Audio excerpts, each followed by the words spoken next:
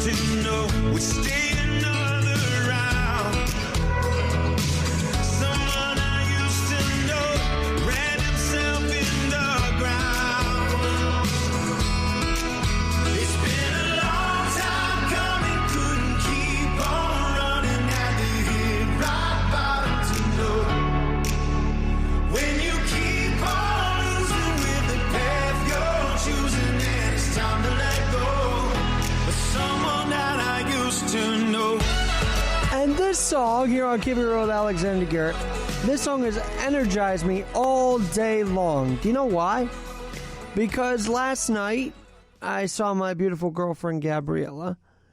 And by the way, honestly, no other woman has made me feel like this before. Even to the point where going out didn't seem fun. Because she was sleeping, and I just looked at her, and I thought, man, I am very blessed.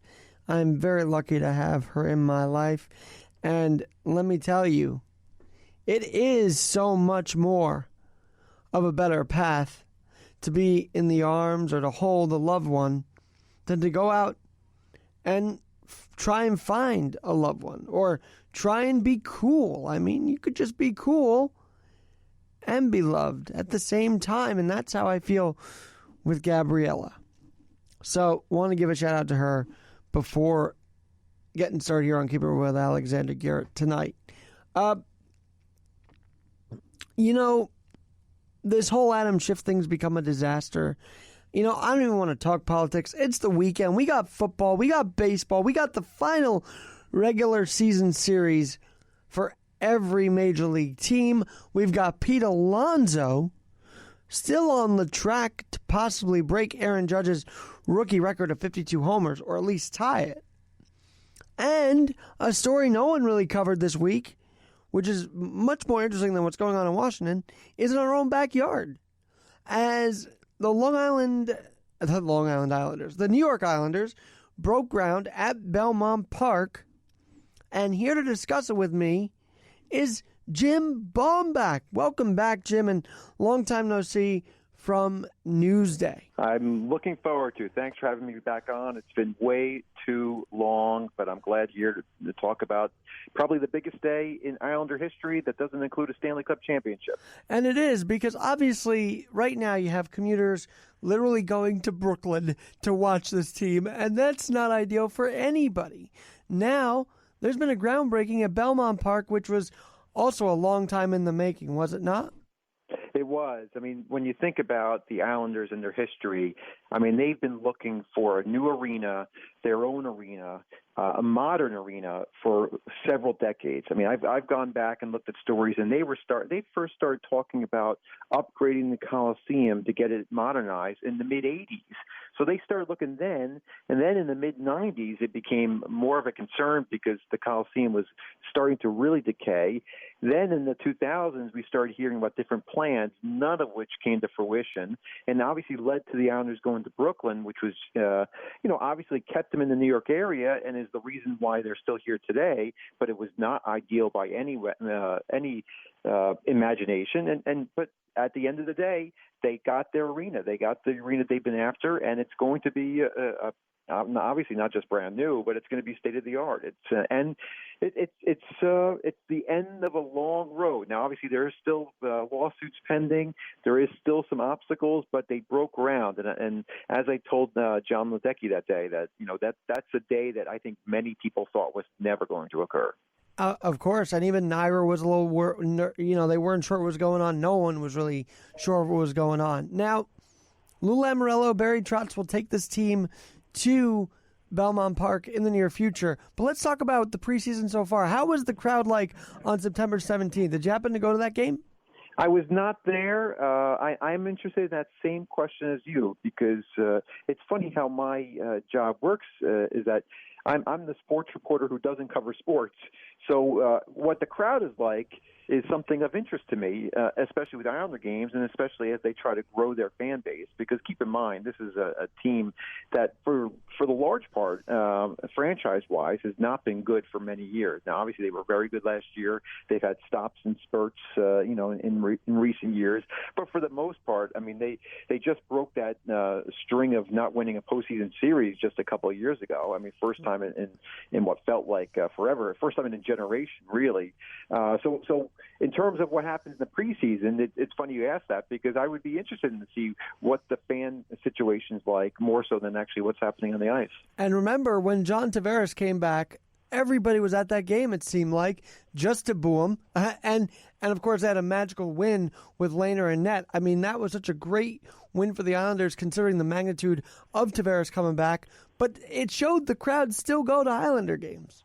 Yeah. And one thing I took note of, from the other day from the groundbreaking, just to back up for a second, Sure. I mentioned before about the Islander fans and basically, some people will refer to as a sleeping giant because they have not been going to games. History has shown that their attendance is always in the bottom two, bottom three, and that included, I remember when they moved to Brooklyn, and the first month I was looking at the attendance and I said, "Ooh, this is not a good sign," because usually the first year at a new arena, you want to sell out. I mean, because there's that novelty effect, the interest in it. So the Islanders, the question that no one can answer is, when Belmont is built, what will the fan base be like? Will they show up? Because they haven't proven that they would show up. Even at the Coliseum last year, it was great atmospheres, but they did not sell out every game, and the stands was only 13,900 seats. Right. So there is a growing that they need to do. So that's my preface for saying that Gary Bettman, the NHL commissioner, at the groundbreaking the other day, said that the season ticket base right now today is more than twice what it was a year ago today. And that's pretty impressive for an Islanders team that has to do the work to build that fan base. Well, and you know what's amazing? I think Laura Curran helped this team out a lot by getting at least the first round to Nassau Coliseum. Yeah, no, I mean, there's no doubt about it that as unusual as that setup was, and that you cannot stress how unusual that is to have two different home ices, one of them in a different borough. It's just a very bizarre setup. You have to admit, though, it did work in the sense that, well, number one, they played well in both arenas. They were pretty much, on par with their records. But number two, the Coliseum was a novelty, and it is a way for them to go back home a little bit as they build this new arena, and there's going to be more games there this year. And it's just in a weird way, I think if you asked me about it beforehand, I would have been like, I don't know how this is going to work out. But in a weird way, I think it did work. And again, I think it's just weird. That's the best way to describe it. Now, I'm going to get back to the groundbreaking and where they go from here in 1 second, but I got a bit of a story. So I was sitting next to a few people on opening night at Brooklyn against the Blackhawks. I guess it was 2015, and I said, "You guys come from Long Island. Do you think others will start coming here, even if they're not doing well?" They said they have to do well if people are going to go to Brooklyn, and I think that was the main thing. Like, there was a big worry they weren't going to do well and they weren't going to sell out, because who would go from Long Island to Brooklyn if the team was struggling? Yeah, and the one thing about Brooklyn is that the arena was obviously not made for hockey, but it was still a first-class arena with first-class amenities. You're not going to – you walk around the Coliseum and you get, bumped up with people. Bathroom lines are so long. Concession lines are so long. It's still the makeup of what it was. That being said, it's better today with the renovation than it was in 2015. But, Barclays, you'd never have that happening. It was a little awkward with the seats obstructed in some areas, and also the scoreboard being off center, but I think you could deal with that.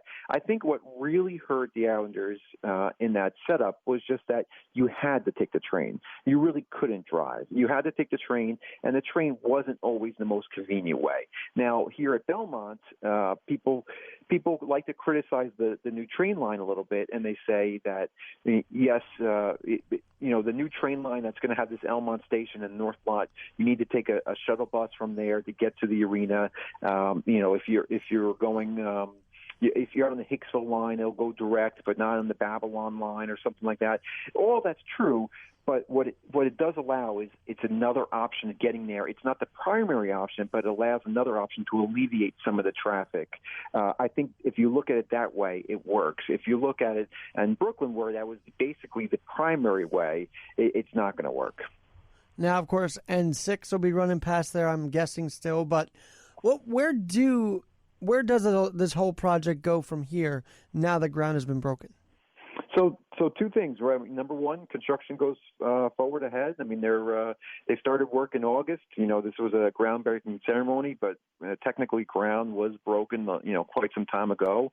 And the arena takes 26 months to build, according to the developers. So they needed to start in August, right when the project got the approvals they needed, so to open up in time for October 2021. So yes, construction is going to continue going. They want to open it up in time for the start of the 2021-2022 season, which sounds like a long time from now because of the 2021 part of it, but it's really only 2 seasons away. We're 2 years away from it next month. And then the other thing is there's 2 lawsuits that are pending that are trying to stop work. One from the Village of Floral Park, which is the neighbors to Belmont Park on the northwest side, and one from some civic groups in Elmont, which is just more on the southern side of things. Those need to play out in the courts. It doesn't affect the development right now. Obviously, we'll see what happens when the courts hear those cases. Were there any protesters at this groundbreaking that you saw? None that I saw. I mean, it was on the Belmont property, and you needed to get past security to get in. You needed to get into the lot to begin with, then you needed to get past security, and then you needed to walk a good ways to get into the ceremony area. The ceremony area basically was held where the arena is going to be.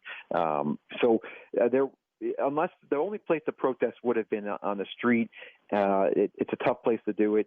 I talked to the people of Floral Park beforehand. They said, you know what, we're not going to protest. We're going to let them have their day. Essentially, their issues more with the courts right now.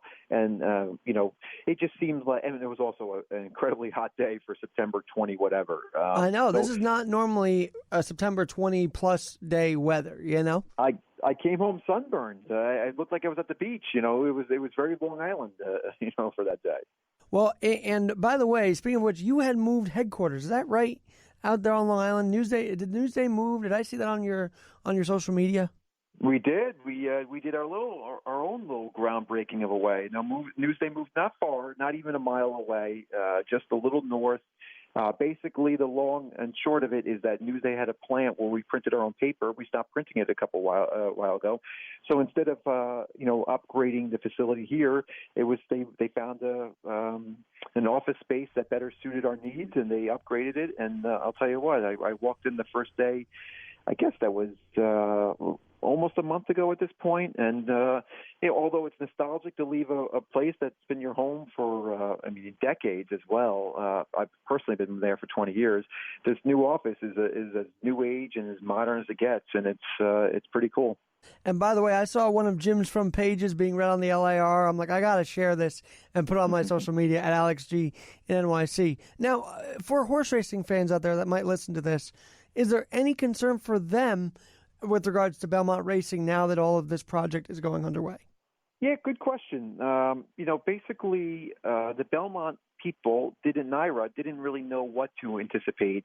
They had planned to move their fall meet or shorten it or move some of it to Aqueduct if need be, because the major thing they were concerned about was noise. They just didn't know how the noise of construction would impact the horses, who obviously, it's a stressful at the littlest noise they jump. I don't know if you've been there to Belmont, obviously, but one time there was an idiot banging on the window as these horses were going from the paddock to the track, and the horse was flipping out. So that was a dumb move to do, but you could tell how fragile their ears are to any noise.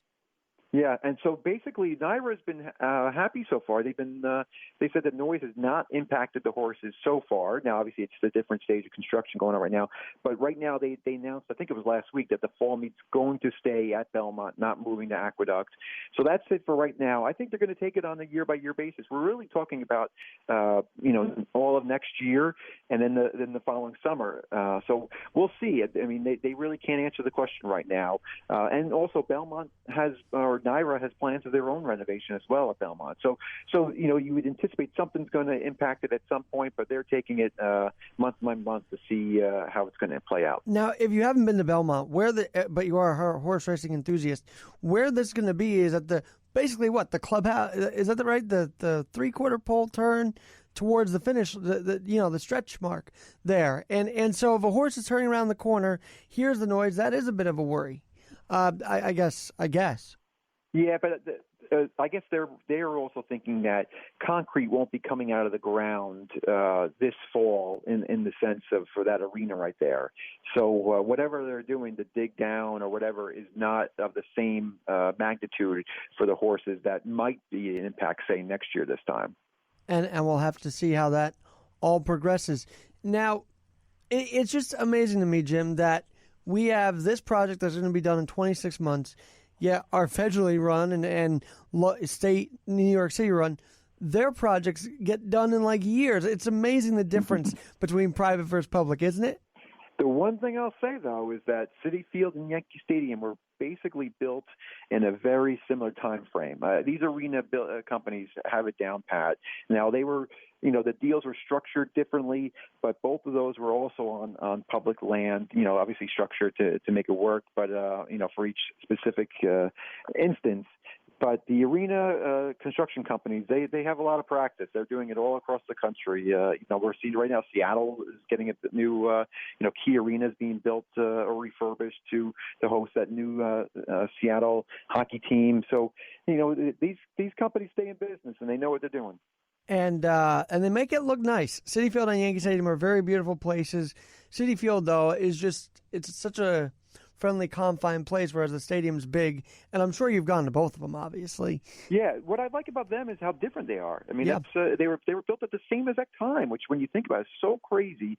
But I really do like how you will never confuse one with the other. And let's, because you're the sports guy there, I mean, I don't know how many Yankee games are. And by the way, I know Jim because Jim happened to contact Ray Negron, who is having another Bat Boy event, by the way, October 27th, about who Mr. Steinbrenner knew during his life. And the day Mr. S died, Jim Baumbach gave me a call, and we did a nice article in the Newsday. Jim did, and he came to my studios at WQMC Radio. Now I'm on a podcast. So crazy how time flies. It's amazing. What is that, 9 years now? Is that was it 2010? Yeah, 2010. 9 years, 9+ years now. That is insane. And wow. then, of course, we ran into each other at Radio Row, and Kevin Costner walked by, and you were in all your glory that day.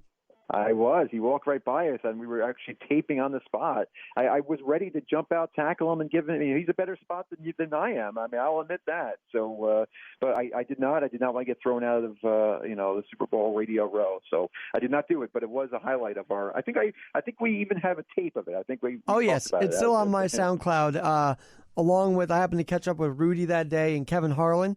I love Kevin Harlan, the way he calls the game. Sure. And I happened to see him on Radio Row. So that was a beautiful day. And now we talk about everything else. You were the last on. You got a little, sorry to cut you off, but you got a little Kevin Harlan in your voice. I don't know if anybody's ever told you that, but I hear that Kevin Harlan pinch a little bit in your voice. You know what? I might just have to send you I did a bit of a play-by-play when I went to Baltimore to see the Bears play the Ravens. And I was like in the upper deck, but I was just turn on my phone and did play-by-play. Let me see if you think about that after I send you the tape.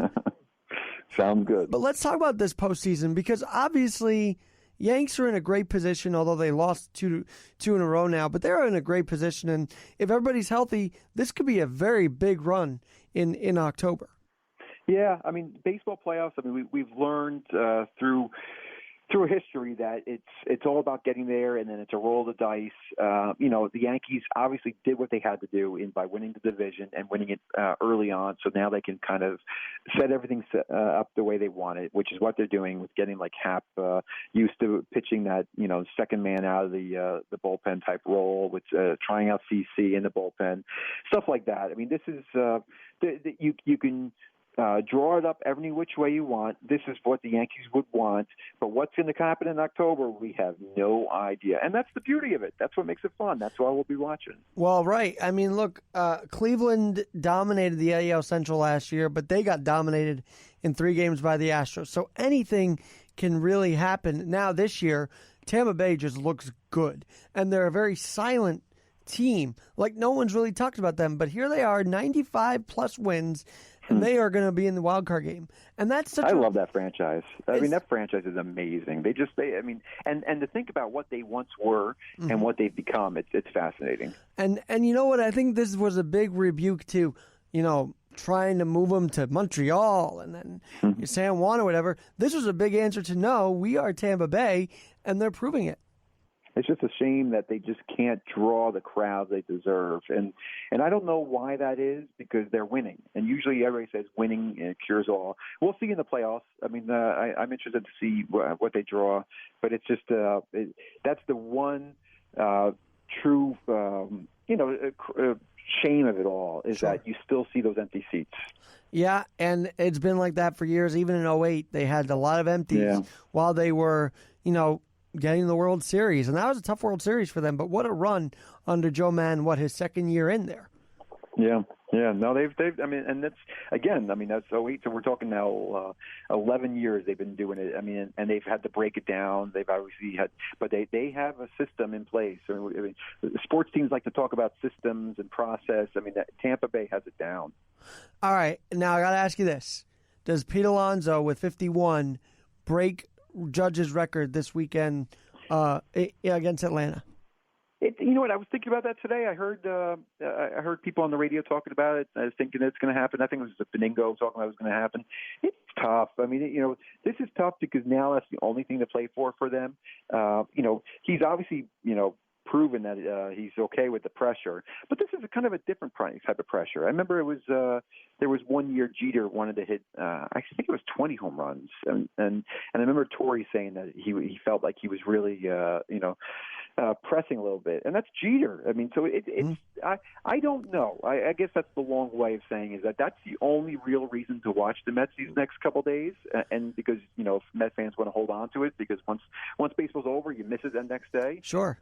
But that being said, it's a tough thing to go up there and now suddenly want to hit a home run, and knowing that really that's the only thing he's going to do. Now, all that being said, I've been. How do you not be impressed by this guy? Right. He's really never had that real big slump. If you look at his home run dips, they've not been a drastic nation. I think it'll be fun. I'll be watching, but I can't predict. And two things I noticed about this run for him and for the Mets, because they did go on a run here to get to a winning season, which is just when you start out and you see you get swept by the Marlins, you thought you weren't even going to be close to a winning season, yet it's going to be over 500 that they end, which is just spectacular considering. But Alonso did two things. He didn't let the Derby really affect him post-home run Derby, and he drew two big walks in this playoff run, which showed that he has some patience at the plate. Yeah, no, and you forget how young he is, because and you forget that like a year ago, right now, if you would ask like what's going to happen with the Mets next year, Pete Alonso would not be the 10th name mentioned. It just shows you how much he's burst on the scene and how. It's very Aaron Judge-like, and where it's just like, obviously Aaron Judge was a little more hyped than we were anticipating it. But it's just in the sense that Judge came up, and it seems like he's always been here before. Alonso's done the same thing, and it's good for both of them to have a player like that, because it's good for baseball and it's good for the Mets and Yankees. All right, Jim, you're with Sports at Newsday in the sports department, so got to ask you this one more, covering all our bases here. Daniel Jones. Oh, my goodness. No one expected him to have that debut. Am I right? It's funny. I will admit to having not watched the game. I had friends over that day at that very much time, and we were watching the score on our phones. So we see that they were down whatever it was in the third, going into the third quarter. So we're like, oh my goodness, what? And we're looking at his numbers, and we're like, okay, as long as he doesn't throw any picks as they're trying to, air it out, in the second half, that's at least a good start for him. That's what we were saying. And then, 2 hours go by, whatever, and it's, we're having dinner, and we look at the phone again, and we see like 28, 25 or something where it's like back a game, and we're like, oh my goodness, he made a game of it, and we're like, that's even better. Now, don't throw a pick, and you're okay. And then they leave. I look at the score and see what happens, and it's just following it along that way. it really shows you that this guy, it was impressive. It was impressive, and that having seen none of it live. So I can only imagine what it was like seeing it live. And even this young for Eli, he wasn't able to scramble like Daniel Jones is able to scramble. I've never seen a Giant quarterback this mobile. And typically, Jim, I'm against running / quarterbacks because I feel if you start to become a running quarterback, you are setting yourself up to be injured like RG3, and that always worries me. Yeah, no, that's fair. Two things on that. Number one, he's obviously going to be compared to Eli, and there's no fault in that. So I'll continue it here. People forget that it took a long time for Eli to find his footing here. I mean, he was adequate his first couple of years. It wasn't to the Super Bowl victory that he really showed that he belonged here. Sure. There were questions even through that point because remember there was a lot of interceptions that the completion percentage was low. There was a lot of questions about him, and I mean. I don't know. I'm not keen on the Giants enough to know. I'd be surprised that Manning had a game anywhere near like this in his first couple of years. Besides, anyways, that being said, now number two, I completely understand your concern about the running quarterbacks. They're excitable. They're fun to watch. Everybody wants them, but they don't last. It's just that RG3 is a perfect example because he was as good as they came that first year, and it was like a pop of the balloon and how quick his run. Very quick. And of course, I shouldn't say Manning didn't know how to scramble because they wouldn't win the Super Bowl if he didn't scramble out to catch Tyree like he did. I mean, that escape is it deserves to be on the NFL 100 top plays, which I think it's going to be actually. I was at that Super Bowl. I was, one of the little-known facts about sports writers when you cover games is that a lot of times in the big games, you're not actually watching the game live. You're watching it on TV in another room just because the sheer number of reporters that are there, they just can't fit them all in the press box. So I was in this tent that was connected. It was a makeshift tent outside the stadium. I guess it was Phoenix, I believe, if I was thinking correctly. It was an outside tent. And I'm watching on TV, and I'm thinking, like, okay, we're coming down. This is the final drive. I'm like, I can't just come all this way and not see anything live.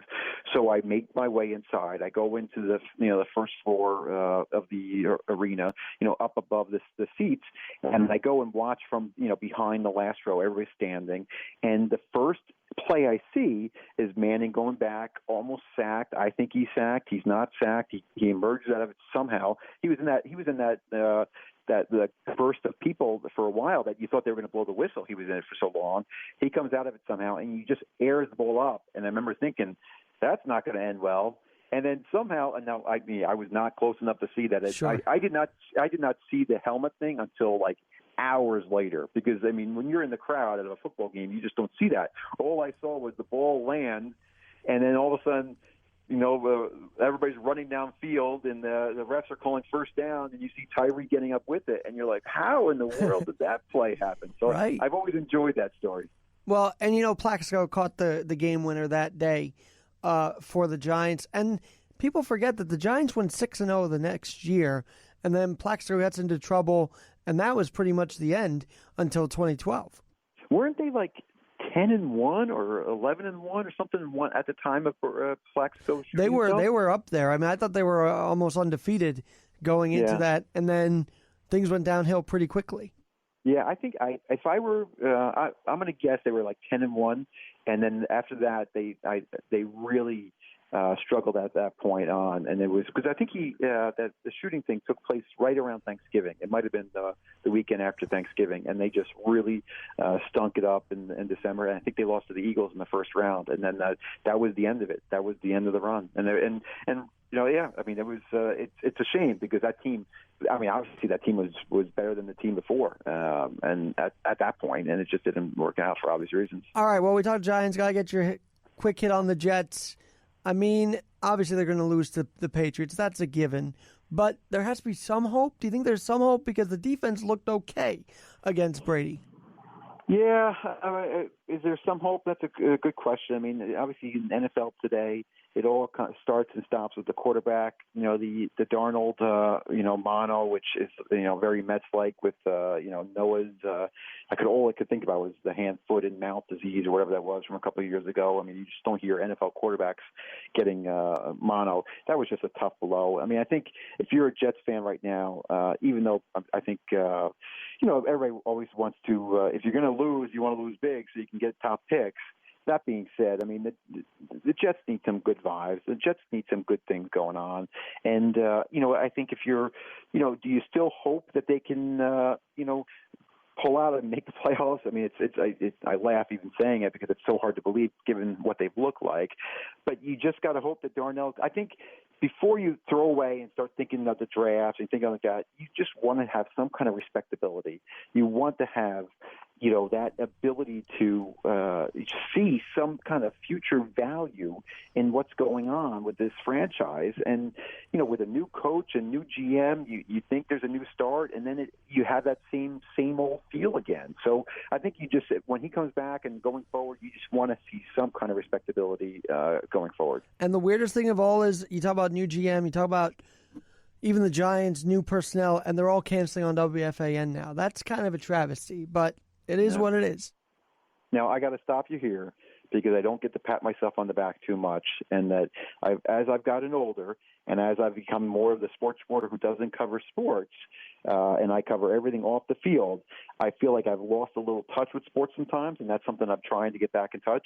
Well, I'll tell you what, as we're talking, I look online, the Giants were 10-1 when Black goes out himself. You still got it, Jim. You still got it here on Keep It Real. Believe it or not, they won the next week. That game at Washington, they won. So they were 11-1, and then they ended up losing 3 of the next 4, and then obviously in the first round to the Eagles. So you called it too.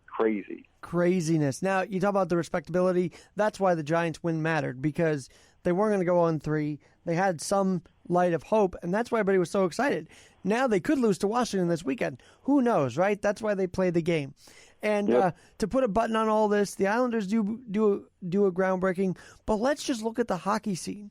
Jack Hughes and PK Subban in New Jersey. You've got Kekko with the Rangers. You've got, Barzal? You got all of them with the Islanders.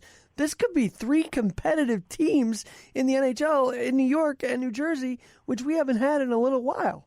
Yeah. Now, hockey's interesting because hockey's kind of become like the NFL, where, look at the Islanders last year. We would have been talking it's a rebuilding year, and then all of a sudden they come together. Now, a large part of that is obviously they brought in 2 winners in Lamoriello and Trotz. So they are changing a culture, or they are building a culture, I guess, at this point, to that's a winning culture. So, and then obviously the Rangers, they've rebuilt before. There's no reason to think that this is not a winner here. And obviously the Devils they look really good from what people are saying. So, I think there's every reason to believe that.